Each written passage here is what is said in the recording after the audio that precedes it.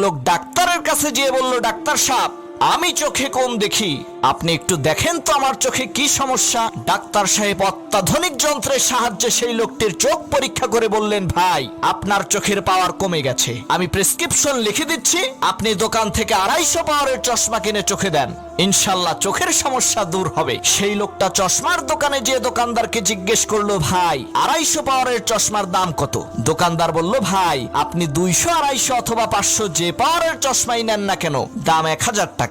লোকটা ছিল খুবই বুদ্ধিমান, সে চিন্তা করলো, দাম যেহেতু একই, তাহলে কম পাওয়ারের চশমা নিয়ে লাভ কি, বেশি পাওয়ারেরটাই নিয়ে যাই। সেই লোক 500 পাওয়ারের চশমা কিনে চোখে দিয়ে বাড়ির পথ ধরলো। পথিমধ্যে ছিল বড় একটি গর্ত। লোকটা চশমার পাওয়ারের কারণে গর্তটিকে দেখলো একেবারে ছোট, তাই গর্তটি পার হওয়ার জন্য সে দিল এক লাফ। ভাগ্যের কি নির্মম পরিহাস, উপর হয়ে গর্তের মধ্যে পড়ে যেয়ে তার দাঁত ভেঙে গেল।